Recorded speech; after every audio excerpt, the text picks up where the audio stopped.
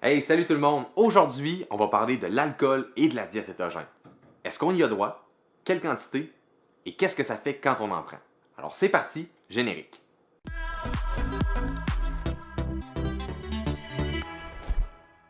L'alcool est métabolisé par plusieurs processus dans le corps. Mais les plus communs, c'est par deux enzymes qui vont métaboliser l'alcool et qui vont l'éliminer par le corps. Par contre, ce processus-là crée beaucoup de toxicité dans le corps et le foie va toujours les prioriser avant toute chose. Une chose importante à savoir sur l'alcool, c'est que ça va interrompre la cétose, mais seulement temporairement. Pourquoi? Parce que les cétones et les acides gras sont métabolisés par le foie. Mais si le foie est occupé avec l'alcool, il n'aura pas le temps de faire sa job avec les cétones et les acides gras. Alors l'alcool va arrêter la perte de poids, la machine à brûler les graisses. Mais c'est pas mal moins pire de consommer de l'alcool que des glucides. Pourquoi?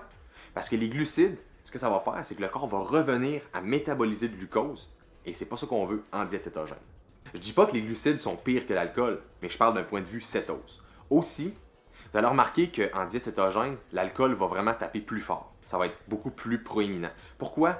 Parce que quand vous consommez des glucides, les glucides se logent comme glycogène musculaire, mais l'alcool, quand vous en prenez, et que vous avez consommé des glucides, l'alcool peut se loger dans les glucides, dans le glycogène musculaire, il peut se loger partout dans le corps. Fait que, comme ça, il va l'assimiler plus tard. Par contre, quand vous êtes en diète cétogène, l'alcool va directement au foie métaboliser. Fait que l'effet arrive plus rapidement.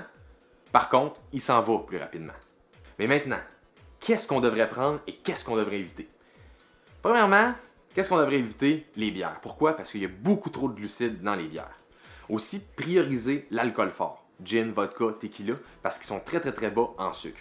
Aussi, si vous allez à la SAQ, priorisez les vins 1 à 2 grammes de sucre par litre. C'est marqué sur la bouteille, puis sinon, demandez au commis à la SAQ, il va savoir de quoi on parle. C'est ce qui met fin à la vidéo sur l'alcool et la diète cétogène. Rappelez-vous seulement que si vous prenez de l'alcool, vous freinez la perte de poids. Alors, la modération a bien meilleur goût. Sur ce, nous on se dit à une prochaine vidéo.